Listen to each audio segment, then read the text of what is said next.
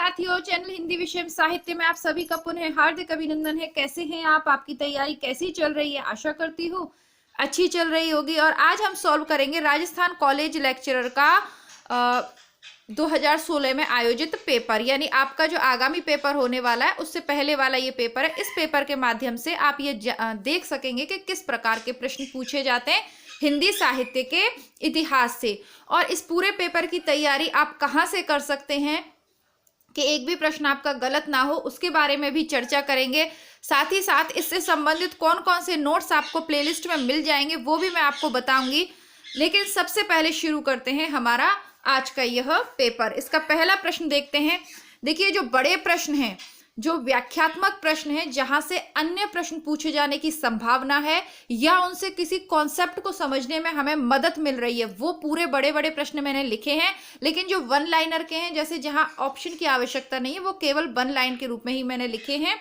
और यह आपके 150 प्रश्न है, ठीक है। इसके माध्यम से लगभग 200 प्रश्नों की तैयारी आपकी हो जाएगी। कैसे हो जाएगी वो मैं आपको बताती हूँ। लेकिन सबसे पहले देखते हैं पहला प्रश्न। हिंदी के प्रारंभिक काल को आदिकाल किसने कहा? हम सभी जानते हैं, हजारी प्रसाद द्विवेदी जी ने। दूसरा प्रश्न है, गोरखनाथ की साधना पद्धति कौन सी है? हठ योग। हम सभी जानते हैं कि नाथों के हठ योग को आगे जाकर ये हमें, नाथों के जो साधना पद्धति थी इसकी बहुत सी विशेषताएं आगे जाकर हमें भक्ति काल के अंतर्गत कबीर में देखने को मिलती हैं। प्रश्न यदि पूछा जाए कि कबीर ने हठ योग कहाँ से ग्रहण किया है, तो वो कहाँ से? नाथों से ग्रहण किया है। आदिकाल में जो सिद्ध नाथ हुए उनमें से, नाथों में से कबीर ने वो ग्रहण किया है, ठीक है। हेमचंद्र का ग्रंथ शब्दानुशासन कैसा है? यह एक व्याकरणिक ग्रंथ है। पाहुड़ दोहा के रचनाकार राम सिंह। अब जिन विद्यार्थियों ने सेट के पुराने स्लेट, राजस्थान स्लेट के 4 से 5 पुराने प्रश्न पत्र मैंने आपको करवाए हैं, प्लेलिस्ट में उपलब्ध हैं, वो यदि आपने किए हैं तो यह पेपर आपको एकदम आसान लगेगा। कैसा लगेगा? एकदम आसान। आपको लगेगा कि अरे वाह, इतना सरल पेपर आएगा तो हमारे सिलेक्शन को तो कोई रोक ही नहीं सकता। थोड़ा सा कठिन लग सकता है, लेकिन जिन्होंने राजस्थान स्लेट के पुराने पेपर के साथ साथ नेट परीक्षा के पुराने पेपर और पीजीटी लेवल के पुराने पेपर जो चैनल पे उपलब्ध हैं, सॉल्व किए हैं, तो इस पेपर में आपका एक भी प्रश्न आउट ऑफ सिलेबस, तो मैं खैर क्या कहूँ, मैं ये कहूँगी कि आउट ऑफ पुराने पेपर नहीं गया है, अभी साबित हो जाएगा। और जिन लोगों ने वो पेपर किए हैं, प्लीज़ कमेंट बॉक्स में आप ज़रूर लिख के बताएं कि नेट के पुराने पेपर में जो प्रश्न पूछे गए हैं वो रिपीट हो रहे हैं या नहीं हो रहे। राजस्थान स्लेट के पेपर में जो पूछे गए वह भी रिपीट हो रहे हैं। और उत्तर प्रदेश पीजीटी या नवोदय पीजीटी के, यानी जितने भी अपन ने टेस्ट पेपर कह लीजिए, पुराने पेपर कह लीजिए, सॉल्व करें, उनके प्रश्न रिपीट हो रहे हैं या नहीं हो रहे, कमेंट बॉक्स में जरूर लिखिएगा। क्योंकि मुझे लगता है कि सबसे बेहतर तरीका अब यही है कि आप पुराने पेपर ज्यादा से ज्यादा लगाएं। प्रतिदिन आप 150 से 200 प्रश्नों को सॉल्व करें पुराने पेपर के माध्यम से, और ताकि जो नए विद्यार्थी चैनल से जुड़ रहे हैं या जो लोग अधिक न लग रहा है कि नहीं सिलेबस हो ही नहीं पाएगा, उनका मनोबल बढ़े। इसलिए कमेंट बॉक्स में आप जरूर बताइएगा कि पुराने पेपर में पूछे हुए प्रश्न रिपीट हो रहे हैं अथवा नहीं, जो विद्यार्थी ध्यानपूर्वक नियमित मेरे साथ पढ़ रहे हैं। हालांकि ये वीडियो काफी अंतराल के, थोड़े नहीं बल्कि ये कहूंगी काफी अंतराल के बाद आया है, उसके लिए मैं क्षमा प्रार्थी हूँ। आगे देखते हैं। मैं हिंदुस्तान की तूती हूँ किसने कहा है? आदिकाल के अंतर्गत अमीर खुसरो जी ने यह कहा है। देसिल बयाना सब जन मिठा विद्यापति की पंक्तियां हैं। शारंगधर पद्धति किस विधा की रचना है? तो इसमें सुभाषितों का संग्रह है, यानी सूक्तियों का, अच्छी अच्छी पंक्तियों का यह संग्रह शारंगधर पद्धति। मैथिल कोकिल किसको कहा गया है? मैथिल कोकिल कहा गया है विद्यापति को। और उन्होंने ही तो ये चीज कही है कि भले किसी भी भाषा में रचना करो पर देसी भाषा में देसिल बयाना सब जन मिठा। वीसल देवरासो की नायिका राजमती। रणमल छंद के रचयिता श्रीधर। आगे देखते हैं। कबीरदास के काव्य में विद्यमान भावात्मक रहस्यवाद की झलक का कारण है सूफी सत्संग का प्रभाव। ये सारे की सारी चीजें, जैसा कि मैंने कहा, चलिए आगे बात करते हैं। 20 प्रश्न करेंगे फिर बात करेंगे। निर्गुण पंथियों में सर्वाधिक शिक्षित और शास्त्रज्ञ सुंदरदास की। अगुनई सगुनई नहीं कछु भेदा तुलसीदास की है। साहित्य को सुर सरिसम सबका हितकारी घोषित किसने किया? तुलसीदास ने कविता बनी तभूति भल सोई, सुर सर सम सबका हित हुई। थोड़ा बहुत शब्दों का अंतर हो सकता है, बाकी यही पंक्ति है। वर्वे रामायण के नामकरण का आधार है वर्वे छंद, यानी वर्वे रामायण रचना है तुलसीदास की, और तुलसीदास ने उसका नाम वर्वे रामायण ही क्यों लिखा, क्योंकि वह संपूर्ण रचना जो है वो वर्वे छंद में लिखी गई है, ना कि दोहा चौपाई की शैली में। तुलसीदास को लोकनायक किसने कहा? जॉर्ज ग्रियर्सन ने कहा, और जॉर्ज ग्रियर्सन ने ही भक्ति काल को हिंदी साहित्य का स्वर्ण युग भी कहा है। दोनों प्रश्न याद कर लीजिए। रामलला नेहचू की रचना शैली क्या है? तो ये जो रामलला नेहचू है ये भी तुलसीदास की रचना है। रचना शैली कैसी? अवधि लोकगीतों का इसमें संग्रह है। सूरसागर का सबसे मर्म स्पर्शी और वाग वैदग्ध्यपूर्ण अंश कौन सा है? हम सभी जानते हैं, सूरदास द्वारा रचा गया है सूरसागर, और सबसे अच्छा प्रसंग है उसमें भ्रमर गीत। और सब गढ़िया नंददास जड़िया, नंददास की किस विशेषता की ओर इसमें शुक्ल जी ने संकेत, सॉरी यहाँ पे शुक्ल नहीं लिखा है, लेकिन ये जितने भी प्रश्न हैं सब शुक्ल की पुस्तक से ही आए हैं।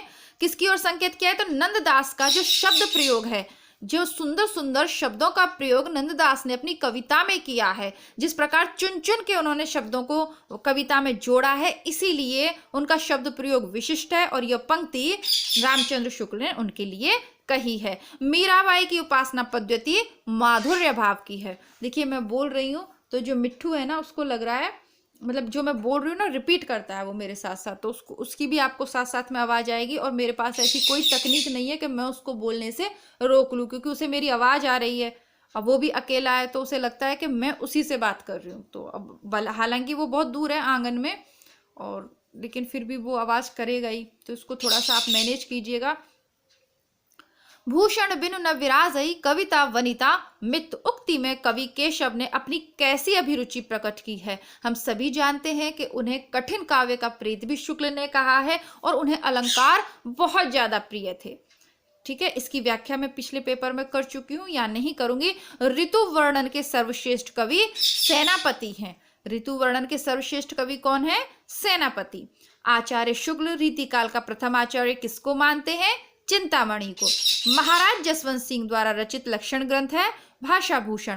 अली कली ही सौ बंध्यो आगे कौन हवाल में बिहारी का कौन सा रूप प्रकट हुआ है? उद्बोधक का। इसको मैंने आपको हिंदी साहित्य का सरल इतिहास पढ़ाया तब भी समझा दिया था, और शुक्ल की पुस्तक में भी समझा दिया था। पुनः जो नए विद्यार्थी हैं उनके लिए स्पष्ट कर दूं कि बिहारी जयपुर के राजा यानी आमेर के राजा कछवाहा वंश के जयसिंह के दरबार में रहते थे।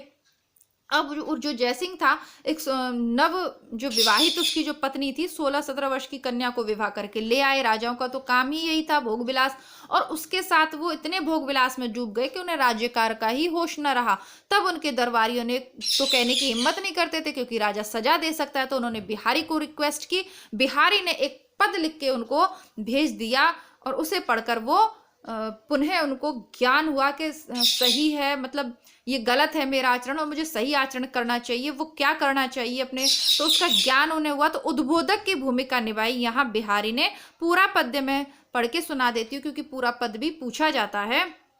नहीं पराग नहीं मधुर मधु नहीं विकास इह काल, अली कली सो ही बंध्यो आगे कौन अभाल। अर्थात अभी तो इस पुष्प में, अभी अन्योक्ति में ये कि अभी तो कली ही है, और वो भी इतनी छोटी कली है ये पुष्प के, ना इसमें पराग है ना रस है, और तुम अभी से ही इसकी ओर आकृष्ट हो गए, तो आगे जब ये पूर्ण तक खिलके गुलाब बनेगा या पुष्प बनेगा तब तो कौन ही फिर हवाल है, फिर तो कोई भगवान, मतलब फिर तो भगवान ही रक्षा करे। तो ये इस तरीके से अन्योक्ति के माध्यम से उन्होंने जयसिंह को समझाया था, और इतने प्रसन्न हो गए कि फिर उन्होंने इनको पर दोहा पे एक अशर्फी देने का भी जो है वादा किया, या इनको मिलती थी। जयपुर नरेश जगत सिंह के आश्रय में रहते हुए पद्माकर ने कौन सा ग्रंथ लिखा? जगत विनोद लिखा। शुक्ल ने पद्माकर की भाव मूर्ति विधायनी कल्पना की प्रशंसा की। क्यों की? देखिए, बाकी जिन प्रश्नों में शुक्ल नहीं लिखा हुआ है वो भी पूछे शुक्ल से ही जा रहे हैं। अब यहाँ ये परीक्षक की ईमानदारी है कि उसने लिख दिया है कि शुक्ल ने पद्माकर की भाव मूर्ति विधायनी कल्पना की प्रशंसा, क्योंकि ये शब्द नए बच्चों को कठिन लग सकते हैं। वो सोचेंगे भाव मूर्ति विधायनी कल्पना होती क्या है, लेकिन मैं आपको बता दूं, शुक्ल की पुस्तक यदि आपने पढ़ी है तो आप ये समझ पाएंगे कि ये एज इट इज, एक शब्द भी नहीं बदला, सीधा की सीधा वहां से उठा के लाइन ले ली जाती हैं और पूछ लिया जाता है। खूब अच्छे से व्याख्या सहित पुस्तक करवाई है, अभी भी समय है, नहीं करा है, पर डे 2 वीडियोस देखोगे तो 30 दिन में पूरी पुस्तक आप कंप्लीट हो कर जाओगे, है ना, हो जाएगी। और उसके बाहर इतिहास में कुछ आना नहीं है, ठीक है। बाकी आपका राजस्थान वाला आपको चेक करना है, तैयार करना है। फर्स्ट पेपर भी चलिए वो भी थोड़ा बाद में बात करेंगे उस बारे में, बट ये आप कर सकते हो हिंदी साहित्य की सरल बुक से, और रामचंद्र शुक्ल को पढ़ लीजिए। बाकी बहुत ज़्यादा पढ़ने के फेर में मत पढ़िए, इन्हें ही अच्छे से पढ़ लीजिए, हो जाएगा। तो विशेषता है पद्माकर की भाषा की ललित पदावली, लाक्षणिक शब्दों की छटा, सुंदर कोमल भाव तरंग, ये तीनों ही गुण हैं पद्माकर के अंतर्गत, ये तीनों ही गुण हैं। और इसीलिए उन्होंने कहा है कि वो भाव मूर्ति विधायिनी कल्पना की प्रशंसा शुक्ल ने की है। पद्माकर की एक पंक्ति आपको याद नहीं आ रही हो तो याद दिला दूं, नैन नचाए कहिए मुस्काए, लला फिर अयो फेक खेलन होरी। ये पद्माकर की है जो पूछी जाती है। किशनगढ़ के भक्त कवि महाराज सावंत सिंह साहित्य क्षेत्र में किस नाम से प्रसिद्ध हैं? तो सावंत सिंह नागरी दास के नाम से प्रसिद्ध हैं। पेंटिंग भी याद होगी आपको राजस्थान जीके में, बणी ठणी, ठीक है। भारतेंदु के हिंदी योगदान का स्वरूप क्या है? स्वयं उन्होंने रचनाएं लिखी, समाचार पत्र निकाले, भारतेंदु मंडल का गठन किया। यस, इन सभी साधनों के माध्यम से उन्होंने हिंदी के प्रचार प्रसार में योगदान दिया। हिंदी को आर्य भाषा कहकर किसने प्रयोग और प्रचार किया? दयानंद सरस्वती ने। हिंदी भाषा के परिमार्जित रूप को निर्धारित करने वाली पत्रिका सरस्वती और संपादक थे महावीर प्रसाद द्विवेदी। गोदान उपन्यास को गद्य में प्रस्तुत महाकाव्य कहा जाता है। क्यों, क्या कारण है? पहला कारण है भारतीय जीवन का यथार्थ चित्रण इसमें हुआ है। सामान्य आदमी की अच्छाइयों का विवेचन है। सामाजिक संस्कार का सूक्ष्म अभिनिवेश इसके अंतर्गत समाहित है। तो ये सभी विशेषताएं, इसीलिए इसे गद्य में प्रस्तुत महाकाव्य कहा जाता है। यशपाल के उपन्यास झूठे सच की लोकप्रियता का कारण क्या है? भारत विभाजन की वेदना का यथार्थ प्रस्तुतिकरण है। अब आप ये कहोगे कि झूठा सच तो हमारे सिलेबस में नहीं है, लेकिन नेट के सिलेबस में है। हम असिस्टेंट प्रोफेसर इसीलिए बन रहे हैं क्योंकि हम नेट करके आए हैं और स्लैट या सेट करके आए हैं। तो ये सब चीजें हैं, और झूठा सच है, तमस है, कितने पाकिस्तान है, ये सभी भारत विभाजन की त्रासदी पर आधारित उपन्यास हैं। इनके बारे में जानकारी होनी ही चाहिए, ये आपके सिलेबस में हो या ना हो, लेकिन हिंदी साहित्य की गद्य विधाओं के अंतर्गत इनका अपना विशिष्ट स्थान है, अतः यह भी पढ़ने हैं। पुरस्कार कहानी किसकी है? प्रसाद की है, हमारे सिलेबस में भी है, चैनल पे भी उपलब्ध, देख लीजिएगा। प्रखर साम्यवादी आलोचक हैं डॉक्टर रामविलास शर्मा, याद रखिएगा। इन आलोचकों में इनकी विशेषता पूछी जाती है। रामविलास शर्मा साम्यवादी आलोचक हैं, ठीक है। शिव शंभू का चिट्ठा किसने लिखा है? वाल्मुकुंद गुप्त ने लिखा है। हरियोधकृत महाकाव्य का नाम जिसमें संस्कृत के छंदों का प्रयोग हुआ है? प्रिय प्रवास। बाकी पूछा कैसे जाता है? हिंदी का प्रथम खड़ी बोली में लिखा महाकाव्य प्रिय प्रवास। लेकिन यहाँ थोड़ा सा अंदर चले गए और शुक्ल की पुस्तक से सीधी लाइन पूछ ली कि संस्कृत के छंदों का प्रयोग हुआ है प्रिय प्रवास में। हिमाद्री तुंग शंग से प्रबुद्ध शुद्ध भारती, ये प्रयाण गीत किसका है? तो चंद्रगुप्त नाटक में इस प्रयाण गीत को किसने लिखा है? जयशंकर प्रसाद ने। क्या भूलू क्या याद करूं, हरिवंश राय बच्चन की आत्मकथा है, 4 भाग है उनकी आत्मकथा के। क्या भूलू क्या याद करूं, नीड़ का निर्माण, बसे से दूर, और प्रथम द्वार से दशम द्वार से अंतिम सोपान तक। इस तरीके से 4 नाम हैं, चारों क्रमानुसार लगाने वाले में भी पूछे जाते हैं, अलग अलग भी पूछे जाते हैं। तीनों को ऑप्शन में देके एक अलग ऑप्शन देके पूछा जा सकता है कौन सी उनकी आत्मकथा का भाग नहीं है। चारों नाम आपको याद रखने हैं। आगे देखते हैं, भारत भारती की रचना का उद्देश्य क्या है? अतीत से प्रेरणा ग्रहण करना, बिल्कुल सही है। भविष्य का निर्माण करना, सही है। और वर्तमान को सार्थक करना, सभी सही है। और भारत भारती किसकी रचना है? मैथिली शरण गुप्त की रचना है। एक प्रश्न के अंतर्गत 2-2, 3-3 प्रश्न मैं आपसे करवा रही हूं। वीडियो लंबा हो छोटा हो इस बात से कोई मतलब नहीं है, लेकिन हमारे 150 से 200 प्रश्न आज की तारीख में, इस जितना भी समय हम इसमें दे रहे हैं उसमें तैयार होने ही चाहिए। उद्देश्य हमारा ये है, होना चाहिए, ठीक है। वीडियो की लंबाई पे ध्यान मत दीजिएगा, ग्रहण कितना किया, सीखा कितना, ये देखिएगा। सबसे बड़ी बात, परीक्षा नजदीक है, मूल्यांकन कर लीजिए कि कितने पानी में है और कितनी तैयारी करनी है। आगे, भक्तमाल के रचयिता हैं नाभादास, भक्त नामावली के रचयिता हैं ध्रुवदास, गोसाई चरित्र के रचयिता हैं वेड़ी माधव दास, 200 वैष्णव की वार्ता के 252 वैष्णवन की वार्ता के रचयिता है गोकुलनाथ। ठीक है, सभी प्रश्न पूछे हुए हैं, नया कुछ है नहीं। आगे बढ़ते हैं। सिद्ध सामंत काल कहा है राहुल संस्कृताय ने। आदिकाल को चारण काल की संज्ञा दी है ग्रियर्सन ने। आदिकाल को प्रारंभिक काल की संज्ञा दी है मिश्र बंधुओं ने। और आदिकाल को आदिकाल का है हजारी प्रसाद द्विवेदी ने। ये सभी आपके लेखन परंपरा के, और ये सारी जो चीजें हैं ये नोट्स मैं आपको करवा चुकी हूँ, चैनल पे उपलब्ध है। नए विद्यार्थी अभी तक चेक नहीं किए हैं नोट्स वाले जो वीडियोज हैं वो चेक कर लीजिएगा, बहुत आपके लिए आसानी होगी। स्थापना और तर्क, ठीक है, वैसे स्थापना और तर्क की भी जो आपके नेट परीक्षा के पुराने पेपर हैं उनमें से छांट के अलग से स्थापना और तर्क की प्लेलिस्ट मैंने बना दी है, जिसमें 10 वीडियो लगे हुए हैं। नेट वाले बच्चों को तो देखनी ही है, यदि आपको भी वहां से कुछ हेल्प मिले तो आप भी देख सकते हैं। वैसे आपका असिस्टेंट प्रोफेसर का वो है, अगर शुक्ल वाली पुस्तक को आप पढ़ लेंगे तो मुझे नहीं लगता कि अलग से उसकी आपको जरूरत है स्थापना तर्क वाले की। लेकिन यदि पुस्तक को नहीं पढ़ रहे हैं और कुछ चीजों को देखना समझना चाहते हैं तो वो आप देख सकते हैं। जनता की चित्रवृत्ति के साथ साहित्य के स्वरूप में परिवर्तन नहीं होता, बिल्कुल गलत बात है, क्योंकि शुक्ल की पुस्तक के पहले ही अध्याय में प्रकरण 1 में जहां प्रारंभ किया था वहीं ये पंक्तियां लिखी हुई हैं कि जनता की चित्रवृत्ति के साथ साथ साहित्य के स्वरूप में भी परिवर्तन होता रहता है। ठीक है, आगे है क्योंकि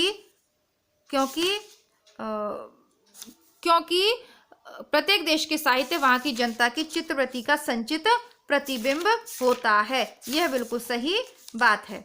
देखिए, है ना, ये मैं आपको दिखा देती हूँ कि मैं शुक्ल की बुक को जोर क्यों दे रही हूँ। ये काल विभाजन है, इसका पहला ही वो है। यहाँ साफ साफ लिख रहा है प्रत्येक देश की साहित्य वहां की जनता की चित्रवृत्ति का संचित प्रतिबिंब होता है। यह निश्चित है कि जनता की चित्रवृत्ति के परिवर्तन के साथ साहित्य के स्वरूप में भी परिवर्तन होता चला जाता है। और ये कह रहा है कि नहीं होता, परिवर्तन नहीं होता, तो ये गलत हो गया, ये सही होगा। इसीलिए मैं कह रही हूँ कि शुक्ल को पढ़े बिना आप असिस्टेंट प्रोफेसर राजस्थान वाला और नेट 2 पेपर तो आप नहीं निकाल सकते। ठीक है, बाकी का तो मुझे पता नहीं है, लेकिन ये 2 पेपर आप नहीं निकाल पाओगे। और निकाल भी लेते हो और आसान रास्ता है तो आसान रास्ता यही है कि 10 किताबों को एक बार भी न पढ़ पाए, उससे अच्छा है शुक्ल को एक बार में समझ में नहीं आए तो 2-3 बार रिवीजन करके कर लीजिएगा भाई लोगों, बहुत में हेल्प आपको होने वाली है। आगे बढ़ते हैं। स्तवार द ललित्रो इंदु हिंदुस्तानी किस भाषा में लिखा है? फ्रेंच भाषा में लिखा है। इसके रचयिता हैं गारसा दत्तासी और ये हिंदी साहित्य का प्रथम इतिहास ग्रंथ है। पहले जैसे गाथा या गाहा कहने से प्राकृत का बोध होता था, वैसे ही पीछे निम्न ये कहने से अपभ्रंश या लोक प्रचलित काव्य भाषा के कौन से छंद का बोध होता है? तो दुहा का। यह भी यही है। ठीक है, अब प्रकरण 2 में से सीधा सीधा पूछा है, गाथा या गाहा कहने से प्राकृत का बोध होता है, दोहा या दुहा कहने से अपभ्रंश का। यूपी 2009 का पीजीटी वाला पेपर आपको करवाया है, और यह भी आप इसमें से इसी पेज पे से 4 प्रश्न मैंने आपको वहां करवाए थे, वो ही रिपीट हो रहे हैं। मैं फिर कह रही हूँ, आपका चाहे यूपी पीजीटी हो, नेट हो, आपका कोई सा भी पीजीटी हो, कुछ भी हो भाई, सबका सिलेबस एक है। पुराने पेपर कर जाइएगा, नहीं पढ़ा जा रहा, पूरा सिलेबस नहीं हो रहा, मत घबराइए। आप अपना राजस्थान वाला सॉलिड कर लीजिए, राजस्थान में आप रह रहे हैं और भाई लोगों का तो राजस्थान जी के काफ़ी अच्छा होता है, तो वो आप कर लीजिए और उसके बाद पुराने पेपर कर लीजिए, घबराइए मत। ठीक है, आप लोगों के जिस तरीके से कमेंट आ रहे हैं ना, लग रहा है कि आप लोग बहुत ज़्यादा इसको लेके टेंशन ले रहे हैं। नहीं, हो जाएगा, बहुत आसान है, कर लेंगे हम। सरहपाद को हिंदी का प्रथम कवि कहा है राहुल सांस्कृताय ने। शुक्ल ने रासों का संबंध किससे माना है? रसायन से माना है। पृथ्वीराज विजय नामक ग्रंथ के आधार पर पृथ्वीराज रासों को अप्रामाणिक मानने वाले हैं डॉक्टर बूलर। गद्य पद्य से मिश्रित चंपू काव्य रचना है राउल बेल, और यह शिलांकित कृति है, शिला पे लिखी गई है। विसलदेव रासों के रचयिता है नरपति नाल। खलिक बारी के रचयिता है अमीर खुसरो। भरतेश्वरी बाहुबली रास के रचयिता है शालीभद्र शूरी। दोहा कोश के रचयिता है सरहपाद। पृथ्वीराज रासो हिंदी का प्रथम महाकाव्य माना है शुक्ल ने। ये सारे सब मैं करवा चुकी हूँ, राइटिंग हैंडराइटिंग पे ध्यान मत दीजिएगा बिल्कुल भी। ग्रंथ, कौन सा ग्रंथ हजारी प्रसाद द्विवेदी द्वारा रचित नहीं है? तो हिंदी साहित्य का दूसरा इतिहास यह बच्चन सिंह द्वारा रचित है। और हिंदी की आदिकाल की भूमिका, ये सब हजारी प्रसाद द्विवेदी जी के हैं, जो कि हम सभी जानते हैं और नोट्स में मैंने आपको करवा दिया। लेखन परंपरा वाले में तो मैंने नहीं लिखा यहाँ पे। और ये जो नहीं है दूसरा, इसका मैंने लिख दिया, ये दूसरा इतिहास, ये बच्चन सिंह का, और आधुनिक काल के लिए काफी बेहतर बुक है ये, ठीक है। यदि सिर्फ आधुनिक काल को आप अच्छे से करना चाहें, अभी तो समय नहीं है, लेकिन अगर आप भविष्य में पढ़ना चाहें तो बच्चन सिंह की काफी अच्छी बुक है। The modern vernacular literature of northern Hindustan का अनुवाद किसने हिंदी साहित्य का प्रथम इतिहास नाम से किया था? किशोरी लाल गुप्त। ये सभी चीजें नोट्स में मिल जाएंगी। जितने मैंने नोट्स डाल दिए हैं ना, मान लीजिए लेखन परंपरा का नोट्स मैंने डाल दिया है या नामकरण वाला नोट्स मैंने डाल दिया, तो उससे बाहर प्रश्न नहीं जाएगा, ये मतलब मैं आपको गारंटी दे रही हूँ। जो नहीं पढ़ा पाई मैं आपको पेपर तक, वो एक अलग बात है, लेकिन जितना पढ़ा दिया उससे बाहर नहीं जाएगा। स्वतंत्र पुस्तक के रूप में प्रकाशित होने से पूर्व आचार्य शुक्ल का हिंदी साहित्य का इतिहास किस पुस्तक के रूप में लिखा गया था? हिंदी शब्द सागर की भूमिका के रूप में। 16वीं 17वीं शती के युग को भक्ति काल का स्वर्ण युग किसने कहा है? ग्रियर्सन ने। हिंदी रीति ग्रंथों की परंपरा चिंतामणि त्रिपाठी से आरंभ से चली, अतः रीति काल का प्रथम आरंभ आचार्य उन्हीं को मानना चाहिए, रामचंद्र शुक्ल ने। ये अभी भी पूछा था। स्थापना और तर्क वाला देखते हैं। हिंदी काव्य क्षेत्र में कवि और आचार्य एकीकरण का प्रभाव अच्छा नहीं रहा, क्योंकि आचार्यत्व के लिए जिस सूक्ष्म पर्यालोचन की शक्ति की अपेक्षा होती है उसका विकास नहीं हो पाया। तो दोनों ही बातें सही हैं। शुक्ल ने आधुनिक काल की सबसे प्रधान साहित्यिक घटना माना है गद्य का आविर्भाव। आदिकाल में खड़ी बोली को काव्य की भाषा बनाने वाले पहले कवि अमीर खुसरो। आध्यात्मिक रंग के चश्मे आजकल बहुत सस्ते हो गए, जिन्हें चढ़ाकर, जिनको जय सिंह की गीत गोविंद जिनको आध्यात्मिक लगती है, उसी प्रकार विद्यापति की पदावली भी उन्हें आध्यात्मिक ही दिखाई देती है। तो विद्यापति, ये सब कहकर शुक्ल ने क्या साबित करना चाहे? उनका मत है, शुक्ल का मानना है कि विद्यापति के पद अधिकतर श्रृंगार के ही हैं, उनमें कोई आध्यात्मिक भाव हमें देखने की कोशिश नहीं करनी चाहिए। उन्होंने जिस राधा कृष्ण का वर्णन किया है वो हमारे देव राधा कृष्ण नहीं है, या नायक नायिका को राधा कृष्ण समझने की गलती न करें, वो सामान्य स्त्री पुरुष ही हैं। कबीर परिचय किसने लिखी है? अनंत दास ने। यह प्रश्न थोड़ा नया है, नए से तात्पर्य आपके इतने ज्यादा रिपीट ये नहीं हुआ है, ध्यान दे लीजिए। दोबारा पढ़ते हैं। कबीर परिचय की रचना की है अनंत दास ने।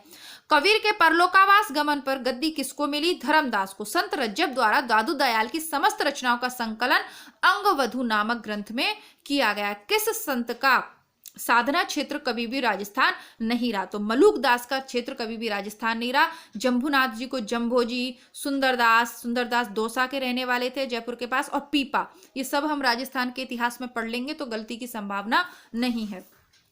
दार्शनिक विचारधारा की दृष्टि से भेदाभेदवादी विचारधारा से संबंधित संत कौन से हैं? गुरु नानक। आगे देखते हैं। रामानंद का शिष्य कौन नहीं है? धर्मदास नहीं है, कबीर सेन और पीपा है। धर्मदास कबीरदास के शिष्य हैं, और ये यहाँ पे स्पष्ट हो जाता है कि कबीर के परलोकवास गमन के बाद धर्मदास को गद्दी मिली, क्योंकि ये धर्मदास किसके शिष्य हैं? कबीर के। बाकी कबीर सेन, पीपा, रैदास ऐसे 12 शिष्य थे जो रामानंद के थे।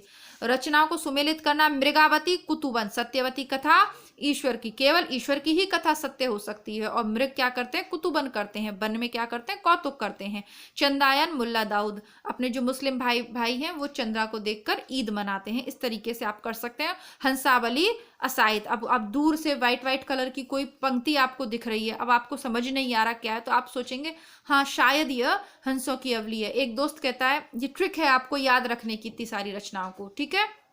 एक दोस्त कहेगा यार व्हाइट क्या है, पानी पे बर्फ है क्या? एक कहेगा यार ऐसा लग रहा है जैसे हंस बहुत सारे उड़ रहे हैं। एक कहेगा नहीं यार ऐसा लग रहा है जैसे बादल जमीन पे उतर आए हो। एक कहेगा नहीं रुई पड़ी हुई है। लेकिन आपको के फिर एक जो आप है जो अपने ऊपर रखिए, आप क्या कह रहे हो? नहीं शायद यह हंसों की अवली है, हंसों की पंक्ति है। इस तरीके से याद कर लीजिएगा। हो गई। चित्रावली, उस्मान, उसके समान चित्रों की अवली कोई नहीं बना सकता, है ना। और शायद यह हंसों की अवली है। तो इस तरीके से याद करिएगा। रिकॉल करवाने की मैं कोशिश कर रही हूँ, अब आप लोग कितना कर पाते हो ये आपकी मेहनत पे डिपेंड है। विशिष्टाद्वैतवाद के रचयिता है, विशिष्टाद्वैतवाद के प्रतिपादक हैं रामानुजाचार्य। शुद्धाद्वैतवाद के हैं वल्लभाचार्य। अद्वैतवाद शंकराचार्य का। द्वैताद्वैतवाद यह निम्बार्काचार्य का है। वल्लभाचार्य ने एक और मत की स्थापना की थी जिसे कहते हैं पुष्टि मार्ग। तुलसीदास की रचनाएं कौन कौन सी हैं? दोहावली और वैराग्य संदीपनी। भक्ति काल में तुलसीदास ने 12 रचनाएं लिखी हैं, लेकिन यहाँ पर 2 ही दी गई थी। भक्ति काल में ब्रज और अवधि पर समान रूप से अधिकार किसका था? तुलसीदास का था। यह पंक्ति भी पूछी गई है कि हम सभी जानते हैं कि न तो सूरदास का अवधि पर अधिकार था और न जायसी का ब्रज पे। इसीलिए दोनों से श्रेष्ठ तुलसीदास को माना है, क्योंकि तुलसीदास ने ब्रज में भी बहुत प्यारी रचनाएं करी हैं और अवधि में तो रामचरितमानस प्रसिद्ध है ही। तुलसीदास की ब्रज भाषा में लिखी हुई कौन सी रचना है? गीतावली। और दूसरी कौन सी है? विनय पत्रिका। विनय पत्रिका और गीतावली, विनय के जो गीत गाए हैं, विनय के जो गीत गाए हैं तुलसीदास ने, उनकी जो अवली है, उनकी कैसी भाषा है? ब्रज भाषा है। गीत कौन से में गाएंगे? ब्रज भाषा में जो माधुर्य वो कहीं हो ही नहीं सकता। तो जब किसी से विनय करनी होती है ना, तो ब्रज भाषा में ही करेंगे, क्योंकि हम ब्रजभाषी हैं और हमें गीत गाने, गीतों की अवली तैयार करनी है, बहुत सारी पंक्ति गीतों की बनानी है, वो भी हम ब्रज भाषा में करेंगे। यानी कि तुलसी ने ब्रज भाषा में करी है 2 रचनाएं, बाकी सब अवधि में है। कर्म जोग पुनि ज्ञान उपासन सब ही शुभ भरमायो, तुलसीदास की पंक्तियां हैं। दादू पंथ की प्रधान पीठ है नरेना, जयपुर में। अष्टचाप की स्थापना विट्ठलनाथ ने की। राधा वल्लभ संप्रदाय की स्थापना हितहरिवंश राय ने की। मीरा द्वारा रचित नहीं है प्रेम वाटिका, और मीरा द्वारा रचित कौन कौन से? गीत गोविंद की टिका, राग सोरठा के पद और नरसिंहदास जी का मायरा। ये मीराबाई की रचना है। और कौन सी नहीं है? प्रेम वाटिका नहीं है। अब प्रेम वाटिका मीरा की नहीं है तो किसकी है? यह रस खान की है। 2-3 प्रश्न तैयार हो गए। इनकी उक्तियां ऐसी लुभावनी हुई कि बिहारी आदि परवर्ती कवि भी उनका अपहरण करने का लोभ नहीं छोड़ सके। शुक्ल ने किसके बारे में कहा है? रहीम के बारे में कहा है। रहीम का अपहरण नहीं, रहीम की पंक्तियों का अपहरण। तो रहीम ने इतना अच्छा लिखा। आगे देखते हैं। गोद लिए हुलसी फिरे तुलसी सो सुत होई, किसकी पंक्तियां हैं? रहीम की। नंददास की रचना नहीं है। हमने अभी देखा कि गीत गोविंद की टिका मीराबाई की रचना है, अतः यह नंददास की नहीं हो सकती। अब यह नहीं है तो और कौन कौन सी है वो भी देख लेते हैं। रास पंचाध्यायी, अनेकार्थ मंजरी और श्याम सगाई, यह सभी नंददास की रचनाएं। अकबर के बुलाने पर फतेहपुर सीकरी कौन गया था? कुंभन दास चले गए थे और बाद में लौट के कुंभन दास मिल भी आए अकबर से, हो भी आए, उसके बुलावे पे चले भी गए और लौट कर क्या कहते हैं? संतन को कहा सीकरी सो काम, आवत जावत पनहिया टूटे बिसर गयो हरि नाम। अरे भैया तब आप गए क्यों थे? है ना। बहुत से तो ऐसे संत भी हुए जिनको अकबर ने बुलाया लेकिन वो नहीं गए, है ना। अपने हरिदास जी नहीं गए थे, तानसेन के गुरु और भी थे, दादू को भी शायद आमंत्रित किया था, नहीं गए थे। बहुत सारी कथाएं। आगे देखते हैं। कवि कल्प कल्प, ये लक्षण ग्रंथ आ गए। कवि कुल कल्प तरु, यह है चिंतामणि का। ललित ललाम, मतिराम का भाव विलास, देव का और काव्य निर्णय भिखारी दास का। गंगा लहरी पद्माकर का इश्कनामा, बोधा का विरह लीला, घनानंद की शिवा वामिनी, भूषण की शिवा को बखानू छत्रसाल को याद आ गया। अभी कल लास्ट वाले में करवाया। किस विकल्प के सभी ग्रंथ लक्षण ग्रंथ हैं? भाषा भूषण ये लक्षण ग्रंथ है। किसका है? जसवंत सिंह का। अभी इसी बुक में पढ़ा, इसी पेपर में पढ़ा है। ललित ललाम यह भी लक्षण ग्रंथ है। किसका? मतिराम का। कवि कल्पतरु यह भी लक्षण ग्रंथ है चिंतामणि का। और काव्य रसायन यह भी ग्रंथ है। अब ये किसका? ये याद नहीं आ रहा। देव की रचनाएं कौन कौन सी नहीं है? तो अलंकार माला प्लस अंग दर्पण यह देव की नहीं है। अष्टयाम और राग रत्नाकर यह देव की हैं। आगे देखते हैं। किसी कवि का यश उसकी रचनाओं के परिमाण के हिसाब से नहीं होता बल्कि गुण के हिसाब से होता। तो रीतिकाल के किस कवि के बारे में शुक्ल ने कहा है? बिहारी। इसको पढ़ के भी अंदाजा लग सकता है क्योंकि बिहारी ही एकमात्र ऐसे कवि हैं जिनकी एक रचना के कारण हिंदी साहित्य के इतिहास में वो अमर हो गए। जन्म के आधार पर कवियों का कालक्रम सबसे पहले हुए केशव, केशव के बाद चिंतामणि, चिंतामणि के बाद आए देव और देव के बाद आए पद्माकर। आगे देखते हैं। स्थापना है। इस क्या हो गया भाई? क्योंकि कहने में किसी ओहो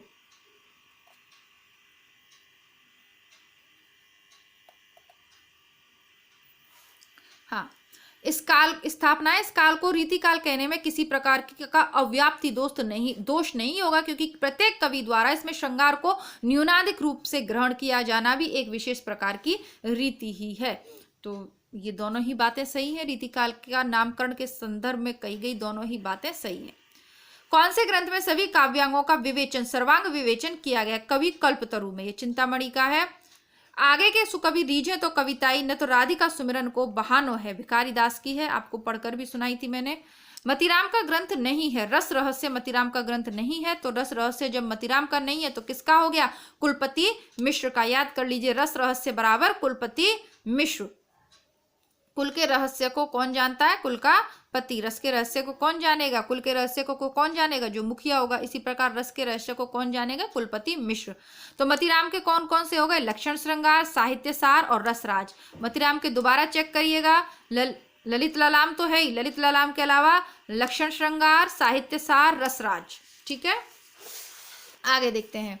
इनकी विरह ताप की अत्युक्तियों में दूर की सूझ और नाजुक ख्याली बहुत कुछ फारसी की शैली है। शुक्ल ने किसके बारे में कहा है? बिहारी के बारे में कहा है ना। कैसी कैसी अत्युक्तियां लिखी थी इन्होंने। पाए महावर देन को नाइन बैठी आए, है ना। फिर ईड़ी मीड़त जाए, ऐसा कुछ मैंने पीजीटी वाले में बताया था ना। सोचिए क्या क्या कल्पना इन्होंने की है, तो कितनी सुंदर कल्पना है ना। अब स्थापना तर्क को देखते हैं।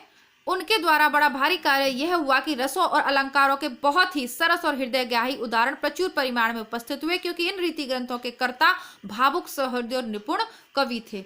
तो ये शुक्ल जी ने रीतिकाल के बारे में कहा है कि रीतिकाल के कवि हालांकि आचार्य नहीं थे, है ना, उतने नहीं थे, उन्होंने संस्कृत का ही अनुवाद किया, लेकिन अच्छी बात यह हुई क्योंकि वो सब कवि हृदय था, तो उनके लक्षण और उदाहरण जो उन्होंने दिए वो बहुत सरस बन गए।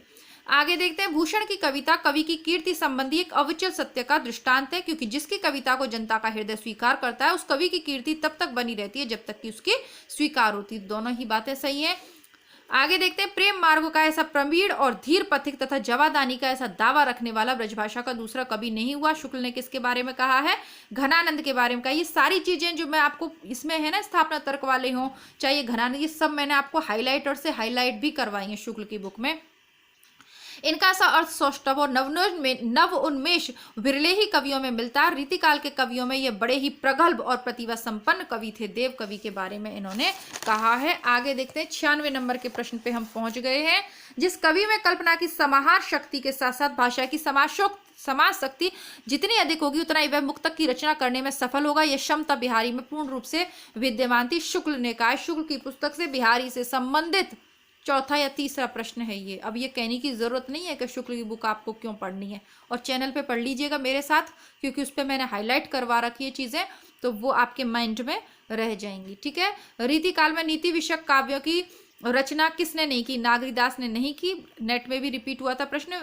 वृंद कवि, दीनदयाल और गिरधर कविराय आएगा यहाँ पे। मैं लिखना हो सकता है भूल गई हूँ गलती से, या गिरधर कविराय, इन सभी ने की है। गिरधर कविराय की कुंजलियां प्रसिद्ध हैं काफी। नागरीदास ने नहीं की। नागरीदास सावनदास है ना, तो बस वही है। तो रीति मुक्त काव्य स्वच्छंदतावादी काव्य की मुख्य विशेषता क्या नहीं है? तो शैल्पिक चमत्कार प्रदर्शन रीति मुक्त काव्य का उदाहरण नहीं है। मतलब विशेषता नहीं है। भावावेग की उच्छल प्रवाह, यह भी रीति मुक्त काव्य की विशेषता है। व्यक्तिपरता भी स्वच्छंदतावादी काव्य की विशेषता है। सब प्रकार की रूढ़ियों से मुक्ति, यह तो विशेषता है ही। आगे देखते हैं। कृतियों का सही काल क्रमानुसार लगाना है। रसिक प्रिया, उसके बाद कवि कल्पतरु, फिर रस रहस्य और फिर है काव्य निर्णय। रसिक प्रिया है केशवदास की। देखिए, भले ही चिंतामणि पहले आए हों, लेकिन केशवदास ने पहले प्रकार कृतियों में रसिक प्रिया पहले आएगी केशवदास की। कवि कल्पतरु है चिंतामणि की। रस रहस्य है कुलपति मिश्र का। काव्य निर्णय है भिखारी दास का। ये सही क्रम है। रामचंद्र शुक्ल से संबंधित असत्य कथन। असत्य कथन यह है कि उन्होंने अंग्रेजी में लिखी एक पुस्तक का बुद्ध चरित नाम से खड़ी बोली हिंदी में पद्य अनुवाद किया था। बुद्ध चरित का लाइट ऑफ एशिया नाम से अनुवाद हुआ है, लेकिन ये इन्होंने नहीं किया है। ठीक है, तो ये गलत हो गया। अब सत्य कथन भी देख लेते हैं, जिससे कि हम शुक्ल को अच्छे से जान पाएं। तो शुक्ल के बारे में सत्य बात यह है कि प्रारंभ में इन्होंने ब्रजभाषा और खड़ी बोली में कविताएं की हैं। दूसरी इनके बारे में चीज ये याद रखनी है कि सैद्धांतिक समीक्षा पर लिखे निबंध रस मीमांसा नामक ग्रंथ में संकलित हैं। ये मैंने आपको स्लेट वाले एग्जाम पेपर में भी बताया था, आया था ना, रस मीमांसा किसका ग्रंथ है? शुक्ल का। और मैंने आपको थोड़ा सा बोलने में गड़बड़ हो गई थी, फिर कमेंट बॉक्स में पिन करके भी लिखा था। अच्छे से याद रख लीजिएगा। कुछ चीज़ें ऐसी हैं जिनके लिए सब कुछ रटना जरूरी नहीं है, हो जाएंगी बिना रटे भी, लेकिन ध्यान पूर्वक बस पढ़ना पड़ेगा। शुक्ल के प्रारंभिक लेख गंभीर चिंतापरक निबंध चिंतामणि भाग 2 या 2 चिंतामणि के 2 भागों में संकलित हैं। यह भी मैंने आपको करवा दिया। रामचंद्र शुक्ल है, भीष्म साहनी है, मनु भंडारी है। तो कुछ ऐसे रचनाकार और रचनाकार नाम से एक प्लेलिस्ट है जिसमें 3-4 हैं। भीष्म साहनी वगैरह मैंने बता दिया आपको, तो वो आप जरूर देख लीजिएगा, है ना, उससे भी आपको काफी मदद मिलेगी रचनाओं संबंधित। शुक्ल के विषय में असत्य कथन क्या है? समीक्षा के सैद्धांतिक मानदंड की स्थापना का ऐतिहासिक काम आचार्य शुक्ल ने किया, लेकिन उन सिद्धांतों को व्यवहारिकता के धरातल पर क्रियान्वित करने का गुरुतर दायित्व उन्होंने भावी समीक्षकों को सौंप दिया जाए। बिल्कुल भी गलत बात है ये, बिल्कुल भी उन्होंने ऐसा नहीं किया, क्योंकि वो दायित्व तो उन्होंने खुद निभाया है, खुद उसमें उन्होंने काम किया है, खुद इतने अच्छे अच्छे लेख और ग्रंथ उन्होंने लिखे हैं। अब उनके बारे में सही बात है वो भी जान लेते हैं। सही बात कौन कौन सी है? हिंदी समीक्षा को उन्होंने युगानुरूप नवीनता प्रदान की। समीक्षा में रचनाकारों की विशेषता और उनकी अंतः प्रवृत्तियों की तरफ सर्वप्रथम ध्यान आकृष्ट शुक्ल ने ही किया, है ना। तभी तो हम तुलसीदास के नहीं, पहले तो केवल ग्रंथ की बात होती थी, कवि की तो कोई बात ही नहीं होती थी। उन्होंने आलोचना का ढांचा भारतीय रहने दिया, लेकिन उसका बाह्य रूप और रचना विधान पश्चिम से लिया। ठीक है, अब स्थापना और तर्क का एक और प्रश्न आगे है। कालजयी समीक्षक आचार्य शुक्ल श्रुति मार्ग के नहीं मुनि मार्ग के अनुयायी थे, क्योंकि किसी विचार या सिद्धांत को वे गतानुगतिक रूप में स्वीकार न कर अपने विवेक की कसौटी पर कसने के बाद ही उसे स्वीकार करते थे। दोनों बात ही सही है। श्रुति मार्ग यानी केवल सुनकर उस पर चलने वाले नहीं थे। मुनि मार्ग उसका स्वयं चिंतन मनन करके जानकर पूरा उसका क्या होता है रिसर्च करके उसके बाद ही वो उसको मानते थे। इस बात को दोनों ही बातें सही हैं। शुक्ल को भी जानना बहुत जरूरी हो गया है। नंद दुलारे वाजपेयी की समीक्षा पद्धति से संबंधित कथन कौन सा नहीं? अब आपका ये जो गद्य विधाओं में जहां आलोचना और प्रमुख आलोचक लगे हुए हैं, ये उसके प्रश्न हैं। ठीक है, ये वाला सही नहीं है कि शुक्ल के सिद्धांतों को यथावत स्वीकार किया उन्होंने। शुक्ल के सिद्धांतों को यथावत स्वीकार करके छायावादी काव्य की सौंदर्य शास्त्रीय समीक्षा उन्होंने की है, यह बिल्कुल भी गलत बात है, ऐसा नहीं है। शुक्ल की समीक्षा पद्धति को आगे बढ़ाया, ये सही बात है। वे साहित्य की प्रगति द्वंद्वात्मक नहीं बल्कि धारावाहिक रूप में मानते थे, यह भी सही है। उनके अनुसार श्रेष्ठ साहित्य की रचना युग चेतना को अंगीकार किए बिना संभव नहीं है, यह भी सही है। उन्होंने शुक्ल की आलोचना पद्धति की परंपरा को आगे तो बढ़ाया, लेकिन जब बात छायावाद की आई तो उन्होंने उस चीज को स्वीकार नहीं किया जिसको कि शुक्ल मानते हैं, है ना। वो छायावाद के बारे में शुक्ल से उनकी अलग राय रही, कहने का मतलब यही है। आगे देखते हैं। हजारी प्रसाद द्विवेदी से संबंधित असत्य कथन। इनके गंभीर और अनुसंधान परक निबंधों में तत्व चिंतन की प्रधानता और विनोदमयता का अभाव है। ये बिल्कुल गलत बात है, क्योंकि कुटज हम पढ़ चुके हैं इनका चैनल पे। साथ ही नाखून क्यों बढ़ते हैं, वो तो एक ललित निबंध है। इसके अलावा अभी एक निबंध हमने पढ़ा है, अभी याद नहीं आ रहा, तो उसके माध्यम से हम जानते हैं कि इनके निबंध पढ़ने में बोझिल नहीं होते, क्योंकि उनमें विनोदमयता होती है ना, और चिंतन की प्रधानता होती है। अब हजारी शुक्ल की अन्य विशेषताओं को भी यहाँ देखना जरूरी है। जैसा कि बहुत से विद्यार्थियों को लगता है कि ऑप्शन सारे नहीं पढ़ने चाहिए, भैया सारे ऑप्शन पढ़ने इसलिए बहुत जरूरी है, इसलिए समझा रही हूँ, इसलिए पढ़ा रही हूँ, क्योंकि हो सकता है इस बार इनमें से कोई ऑप्शन को और तरीके से पूछ ले। तो यही जान लीजिए, बुक पढ़ने का मौका नहीं मिला तो माइंड में चेक कर लीजिए, बिठा लीजिए कि शुक्ल की ये विशेषताएं थी, हजारी प्रसाद द्विवेदी की ये विशेषताएं थी, पूछी यही जानी है। नया तो परीक्षक कुछ इतिहास लिख नहीं देगा, इन्हीं में से पूछेगा। ठीक है, आप लोग कमेंट में कभी कभी बहुत चलिए छोड़िए उस बात को, आगे बढ़ते हैं। इनके निबंधों में विद्वता और सरसता का मणिकांचन योग हुआ है। इनके निबंधों में अतीत के मूल्यों के प्रति सहज ममत्व के साथ साथ नवीन के प्रति भी स्वाभाविक उत्साह है। इन्होंने प्राचीन सांस्कृतिक साहित्यिक संदर्भों की रोचक जानकारी के साथ नए मानव मूल्यों को भी रूपांतरित किया है। सही बात है। प्रसाद के विषय में, जयशंकर प्रसाद के विषय में असत्य कथन क्या है? उन्होंने सभी नाटक रंगमंच को ध्यान में रखते हुए लिखे हैं, और जो पूर्णतः अभिनय, ये सबसे बकवास है इनके नाटकों के विषय में, क्योंकि पहले हम सभी जानते हैं कि प्रसाद के नाटकों को रंगमंच पे अभिनय करना ही सबसे कठिन काम है। अब ये तो गलत हो गया। अब सही कौन कौन से हैं? प्रसाद ऐसे प्रथम नाटककार हैं जिन्होंने अपने पात्रों को स्वतंत्र व्यक्तित्व प्रदान किया है। प्रसाद के सभी पात्रों में गत्यात्मकता है, परिवर्तन की आकांक्षा है। नाटकों के माध्यम से प्रसाद ने सांस्कृतिक पुनरुत्थान का स्तुत्य प्रयास किया है। प्रसाद, क्योंकि वो ऐतिहासिक नाटक इन्होंने सबसे ज्यादा लिखे हैं, इन्होंने और हरिकृष्ण प्रेमी ने। प्रसाद के नाटकों और पात्रों के संबंध में असत्य कथन कौन सा है? चाणक्य लक्ष्य सिद्धि के लिए साधन की पवित्रता को आवश्यक मानता है, बिल्कुल ही गलत बात है। चाणक्य ने तो कहना है कि साम दाम दंड भेद किसी के द्वारा भी लक्ष्य की प्राप्ति की जानी चाहिए और होनी चाहिए, लक्ष्य प्राप्त होना चाहिए किसी भी प्रकार। ध्रुव स्वामिनी नारी अधिकार की आवाज बुलंद करती है, ये भी सही बात है।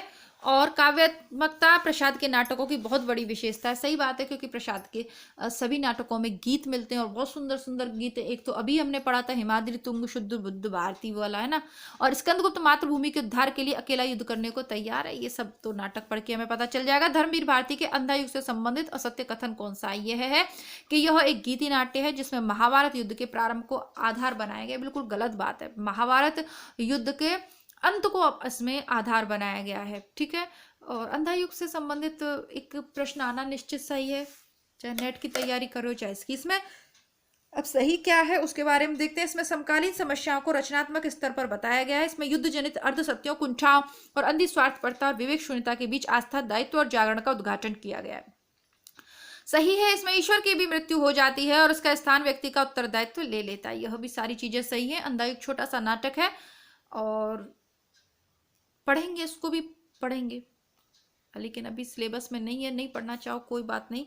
एक्चुअली है ना, सारे एग्जाम की डेट अप्रैल और मई में होने से इतना कंफ्यूजन क्रिएट हो रहा है कि नेट वाले बच्चों के उनके अलग कमेंट चाह रहे हैं कि हमारा करवा दो, राजस्थान वाले बच्चे चाहते हैं कि उनका पहले मैं करवा दूं, और अभी ये कि जूनियर उत्तर प्रदेश में जो भर्ती आ गई है उनके बच्चों का अपना है, और सारे एग्जाम होने अप्रैल मई में ही है ना। लेकिन अच्छी बात यह है कि हिंदी साहित्य की व्याकरण, हिंदी साहित्य का इतिहास, भाषा विज्ञान और छंद, ये सब कुछ एक ही है, तो सबकी तैयारी आप आसानी से कर सकते हो। आगे बढ़ते, 40 मिनट का वीडियो हो गया। 108वें नंबर का प्रश्न इन्होंने हटा दिया था। भारतेंदु युगीन साहित्य और प्रवृत्तियों के संबंध में असत्य कथन यह है कि राजभक्ति की अपेक्षा राष्ट्रभक्ति को प्राथमिकता देते हुए इस काल के साहित्यकारों ने अंग्रेजी और राज्य की संपूर्ण भर्त्सना की है। इस चीज को मैं बहुत अच्छे से क्लियर कर चुकी हूँ। शुक्ल को पढ़ाते समय उस समय संभव ही नहीं था कि आप अंग्रेजों का विरोध कर पाए, और तभी नया जन्म हुआ है एक हिंदी का एक बच्चे के रूप में, तो तब बिल्कुल भी संभव नहीं था भाई। उसको नहीं पता था कि इनका विरोध, उन्हें ये तो पता चला, यहाँ से उन्होंने सोचना प्रारंभ किया कि ये देश के साथ गलत कर रहे हैं, इनकी नीतियां देश के पक्ष में नहीं देश के विरोध में, लेकिन उन्होंने विरोध नहीं किया, ठीक है। और आपको एक पंक्ति भी बताई थी मैंने जिसमें राजभक्ति और देशभक्ति दोनों के स्वर हैं। कौन सी थी? भारतेंदु की, अंग्रेज राज सुख साज सजे हैं भारी। इसकी तरीके से अंग्रेजों के राज की प्रशंसा की। पैदन विदेश चलो जात ये दुख है ती भारी। लेकिन इसके दूसरी पंक्ति के माध्यम से उन्होंने देश की भी चिंता व्यक्त की है। तो दोनों चीजें थी उनके काव्य में, एक नहीं थी। उन्होंने विरोध नहीं किया था अंग्रेजों का। भारतेंदु से संबंधित असत्य कथन कौन है? कि गद्य और पद्य दोनों में इन्होंने खड़ी बोली हिंदी का ही व्यवहार किया। ये गलत है। हम सभी जानते हैं कि पद्य की भाषा भारतेंदु काल में ब्रज ही रही। गद्य की भाषा भले ही खड़ी बोली हो गई, लेकिन पद्य की भाषा लगातार ब्रज ही चलती रही, और बाद में द्विवेदी युग के बाद वो चेंज हुई है, द्विवेदी युग में चेंज हुई है। अच्छा, सही बात कौन सी है? नवयुग के अग्रदूत थे और हिंदी साहित्य में आधुनिकता के जन्मदाता थे। भारतीय जीवन की समस्त बुराइयों की निंदा की है और स्वस्थ और प्रशस्त बनाने की चेष्टा भी की है। देशभक्ति के साथ साथ राजभक्ति को भी अपने कार्य का आधार बनाया। राजभक्ति भी, जैसा मैंने कहा कि उस समय अंग्रेजों का विरोध करना संभव ही नहीं था, और इन लोगों को ये लगता था कि अंग्रेजों से अगर हम कहेंगे तो वो हमारी बात को मानेंगे, ठीक है। तो किस कवि का संबंध भारतेंदु काल से नहीं है? तो राधिका रमन प्रसाद जी का संबंध भारतेंदु युग से नहीं है। स्त्री विमर्श की दृष्टि से किस लेखिका की गणना घोषित नारीवाद की लेखिका के रूप में हुई है? तो प्रभा खेतान है, तो चूरू की रहने वाली हैं। प्रश्न पूछा जा सकता है, इनके जो रचनाएं हैं वो देख लीजिएगा।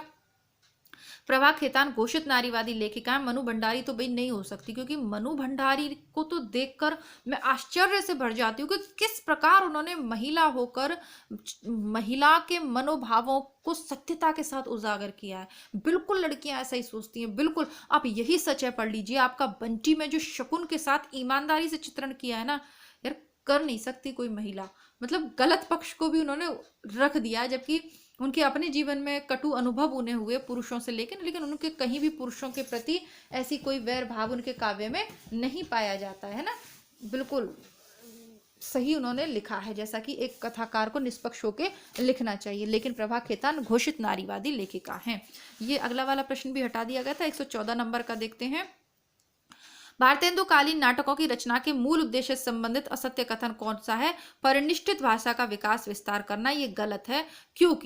क्योंकि भाषा का परिनिष्ठित कब हुई थी, परिष्कृत कब हुई थी? द्विवेदी युग में। बाकी ऑप्शंस आप पढ़ना चाहो तो पॉज करके पढ़ लीजिएगा, वीडियो लंबा हो रहा है तो मैं अब केवल उत्तर पढ़ूंगी। चींटी से लेकर हाथी पर्यंत, पशु भिक्षु से लेकर राजा से लेकर मनुष्य, बिंदु से लेकर समुद्र पर्यंत, पृथ्वी से अनंत पर्वत तक सभी पर कविता हो सकती है। ये महावीर प्रसाद द्विवेदी जी की प्रसिद्ध पंक्तियां हैं। भारतेंदुकालीन पत्र पत्रिकाओं में प्रकाशित विषय वस्तु से संबंधित असत्य कथन कौन सा है? जीवन के मार्मिक भाव व्यंजक चित्र प्रस्तुत करने वाली छोटी छोटी कलात्मक कहानी लिखी गई, ये गलत है। छोटी कहानियों का युग बाद में आया था, द्वितीय उत्थान के समय हमने पढ़ा था, भारतेंदु काल में नहीं आया था। बाकी अंधविश्वासों पर व्यंग है, राष्ट्रीय चेतना का स्वर भी है, जन जागरण भी है, ये सभी हैं। प्रकाशन वर्ष की दृष्टि से भारतेंदु हरिश्चंद्र की रचनाओं का सही क्रम है वैदिक हिंसा, हिंसा नाभवती, चंद्रावली, भारत दुर्दशा और नील देवी। प्रकाशन वर्ष की दृष्टि से मैथिली शरणगुप्त की रचनाओं का सही क्रम है भारत भारती, साकेत, यशोधरा और विष्णु प्रिया। ठीक है, देखिए ये सारी चीजें हैं। अब आप कहोगे कि मैम इनको तैयार कहाँ से करें, तो भाई इन सब को आपको तैयार करना नहीं है, मैंने नेट के लिए इनको आपको करवाया था। तो ये एक क्रमानुसार लगाने वाली एक प्लेलिस्ट बनी हुई है नेट के लिए, उसी में से आप जो कविता पद्य वाला भाग है वो आपको देखना है। और आपके ये सभी प्रश्न जो इस पेपर में पूछे गए उसमें लगभग सभी हैं। अभी मैं ये आपको करवा दूँ फिर दिखाती हूँ आपको। रामनरेश त्रिपाठी द्वारा संकलित कविता कौमुदी संग्रह से संबंधित असत्य कथन यह है कि ये 10 भागों में विभक्त है, ये गलत बात है। बाकी हिंदी और उर्दू, बांग्ला, संस्कृत सबकी कविताएं और एक भाग में ग्राम गीतों का संकलन है, ये सही है। प्रजा हितैषी के रचनाकार थे, संपादक थे राजा लक्ष्मण सिंह, समालोचक के संपादक थे चंद्रधर शर्मा गुलेरी, ब्राह्मण के संपादक थे प्रताप नारायण मिश्र और आनंद काव्यदंबिनी के संपादक थे बद्री नारायण चौधरी प्रेमगंज। छायावादी काव्य से संबंधित असत्य कथन है रहस्यवाद इसका प्रमुख अंग है, ये कथन गलत है। वैसे मेरी समझ में तो इतना गलत नहीं है, रहस्यवाद इसका अंग तो था लेकिन प्रमुख अंग नहीं होगा, बस इतना ही है। और सही कथन कौन से हैं? वेदना और स्वानुभूति को अभिव्यक्त किया गया है, ध्वन्यात्मकता और लक्षणात्मकता भी प्रमुख है, रीतिकालीन और द्विवेदीकालीन कविताओं से भिन्न प्रकार के भावों की अभिव्यक्ति की गई है, सभी सही हैं, बस एक गलत है कि इसका प्रमुख अंग रहस्यवाद है। प्रयोगवादी कविता से संबंधित असत्य कथन है, इसमें कविता के शिल्प को विषय वस्तु से अलग माना गया, यह असत्य कथन है। नई कविता से संबंधित असत्य कथन कौन सा है? तो नई कविता से संबंधित असत्य कथन यह है कि यह आधुनिकता और समसामयिकता के संदर्भ में विराट मानव के महत्व को स्थापित करती है, ये बिल्कुल गलत बात है। क्यों? क्योंकि नई कविता के अंतर्गत तो लघु मानव की बात की गई है। अभी तक भी नहीं देखा हो तो आधुनिक काल के लिए पूरी पुस्तक भी अगर न पढ़ना चाहे तो हिंदी साहित्य का सरल इतिहास पुस्तक चैनल पे उपलब्ध है, उसमें आधुनिक साहित्य वाला वीडियो शायद 18 नंबर से शायद शुरू हो रहे हैं, 18 से 8-10 वीडियोज हैं, वो देख लीजिएगा। नई कविता क्या है, प्रयोगवाद, प्रगतिवाद, ये सब कॉन्सेप्ट उसमें एकदम क्लियर आपके हो जाएंगे, पॉइंट वाइज उसमें दिए हुए नोट्स की फॉर्म में, नोट्स बनाने की जरूरत आपको नहीं पड़ेगी। ठीक है, आगे देखते हैं कौन सी कवि की रचना है प्रथम तार सप्तक में संकलित नहीं है, शकुंतला माथुर की नहीं है। तीसरे सप्तक में किसकी संकलित नहीं है, केदारनाथ सिंह की संकलित नहीं है। दूसरे सप्तक में किसकी संकलित नहीं है, कुंवर नारायण की संकलित नहीं है। और चौथे सप्तक में किसकी संकलित है, नंदकिशोर आचार्य की। दोबारा से देखते हैं, गलत मैंने आपको पढ़ के सुना दिया है। पहले सप्तक में संकलित नहीं है, शकुंतला माथुर की संकलित नहीं है। तीसरे सप्तक में संकलित हैं केदारनाथ सिंह, दूसरे सप्तक में संकलित नहीं है कुंवर नारायण, और चौथे सप्तक में संकलित है नंदकिशोर आचार्य। तो इसका कहने का मतलब ये है कि चारों तार सप्तक में कौन कौन से सप्तक में कौन से कवियों की रचनाएं संकलित हैं, ये आपको याद करना है, तार सप्तक याद करना है। एक नोट आप ये भी बना सकते हैं।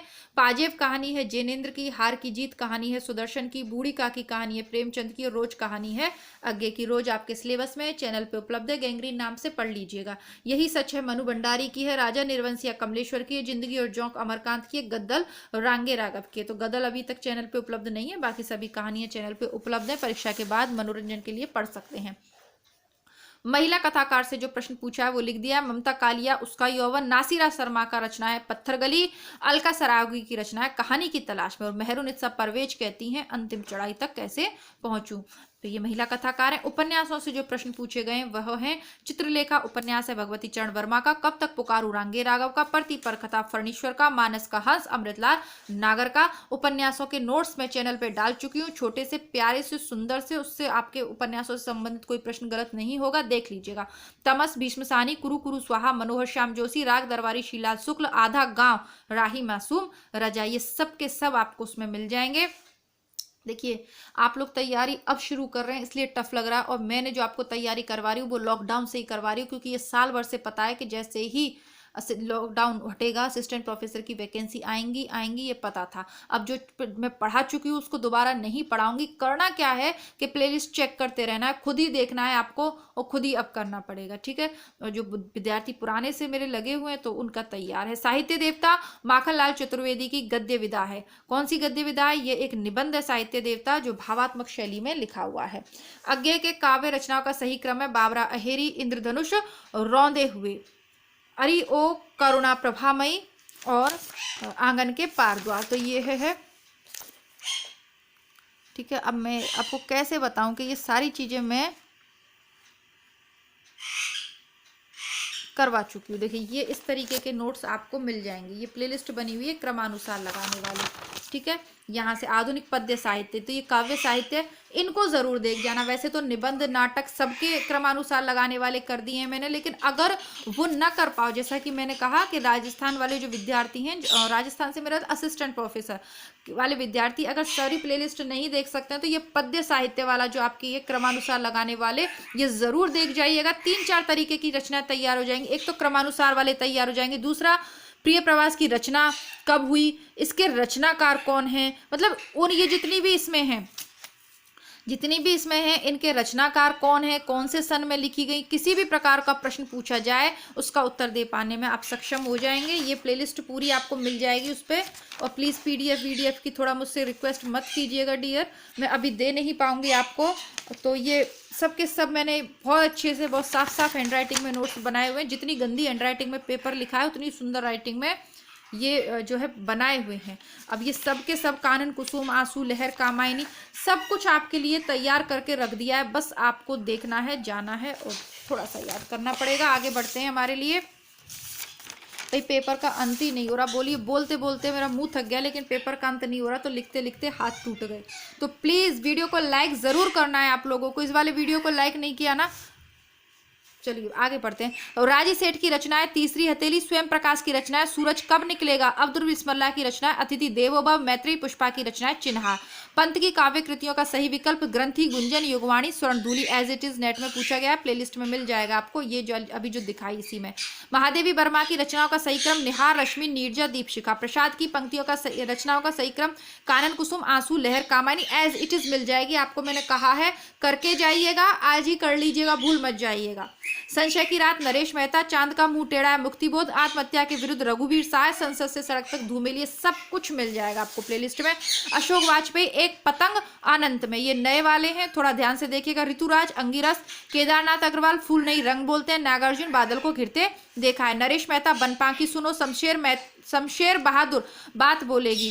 केदारनाथ सिंह, अभी बिल्कुल अभी। नंद किशोर आचार्य, जल है जहां। शमशेर बहादुर की पंक्तियां याद होंगी, बात बोलेगी अब भेद खोलेगी बात ही। आखिरी चट्टान तक, मोहन राकेश का है। यात्रा वृतांत, अरे यायावर रहेगा याद, अज्ञे का यात्रा वृतांत है। हस्ते निर्जर दहकती भट्टी, विष्णु प्रभाकर का है। पैरों में पंख बांधकर, रामवृक्ष, बेनीपुरी का। महिला उपन्यासकारों को देख लेते हैं। मृणाल पांडे का है। पटरंग पुराण, राजी सेठ का है। तत्सम, सूर्यवाला का उपन्यास है। अग्निपंखी और मैत्री पुष्पा का है। इदनमम, ये सुबह सुबह अभी आपके लिए तैयार किया मैंने जस्ट। झूठन, यह आत्मकथा है ओम प्रकाश वाल्मीकि की। अपने अपने पिंजरे, यह है मोहनदास नैमिषारण्य की। अर्धकथा, यह आत्मकथा है डॉक्टर नगेंद्र की। अपनी धरती अपने लोग, डॉक्टर रामविलास शर्मा की। संस्मरण और रेखा चित्र देखते हैं। चेतना के बिंब, यह संस्मरण है डॉक्टर नगेंद्र का। स्मृति की रेखाएं, महादेवी वर्मा का। दीप जले शंख बजे, कन्हैया लाल मिश्र प्रभाकर का। हम हशमत, कृष्णा सोबती का। साहित्यकार ने राष्ट्रीय मातृभूमि को सगुण मूर्ति सर्वेश की कहकर वंदना की है। मैथिली शरण गुप्त का है ये, भारती का। तुलसीदास, ये रचना है निराला की। वैदेही वनवास, रचना है हरिऔध की। हिम तरंगली, रचना है माखनलाल की। और रसवंती, यह है दिनकर की। ये सारी रचनाएं भी आपको देखिए अलग से याद करने की जरूरत नहीं है। ये जो क्रमानुसार लगाने वाली काव्य पद्य वाली जो प्लेलिस्ट है ना, कविताएं जिसमें मैंने करके बताई, वो देख लीजिएगा, सारी हो जाएंगी आपकी। आज आ रहे हजारी प्रसाद जी द्वारा पत्रकारिता सरस्वती के माध्यम से जन रुचि जागृत करने और परिष्कृत करने से संबंधित कौन सा कथन सही नहीं है। गद्य और पद्य की भाषा अलग अलग रखने का इन्होंने अनुरोध किया। ये बिल्कुल गलत बात है, क्योंकि इन्होंने कहा कि गद्य के साथ साथ पद्य की भाषा भी खड़ी बोली ही होनी चाहिए। भारतेंदु के विपरीत है। 48वें नंबर का देखते हैं। बंद अंधेरे कमरे, मोहन राकेश। जिंदगी नामा, कृष्णा सोबती। बलचनामा, नागार्जुन। सूरत का 7वां घोड़ा, धर्मवीर भारती। सभी उपन्यास आपको प्लेलिस्ट में बना दी है उपन्यास वाली, वो सॉरी प्लेलिस्ट नहीं, नोट्स बना दिए, वो देख लीजिएगा। रानी केतकी की कहानी, इंशाअल्लाह खां। भाषा योग विशिष्ट राम प्रसाद निरंजनी, चंद छंद वर्णन की महिमा, गंग कवि, पद्म पुराण, दौलत राम। ये हो गया आपके 150 प्रश्न यहाँ पर सॉल्व हो गए। आशा करती हूँ आपको अच्छे लगे होंगे। वीडियो लंबा हो गया होगा इसलिए गुस्सा कर रहे हो आप, लेकिन गुस्सा करने की कोई बात नहीं है भाई, ये इतना ही लंबा होता है, इसको इससे कम मैं कैसे कर दूंगी, ठीक है।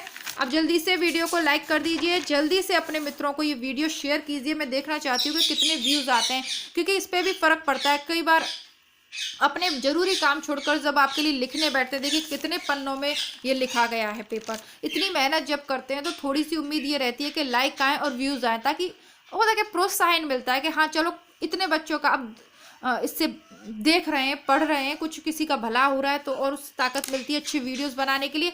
मिलती हूँ नए वीडियो के साथ, तब तक के लिए नमस्कार, धन्यवाद, जय हिंद। कोई भी संशय हो, कोई भी बात हो तो कमेंट बॉक्स में लिखिएगा।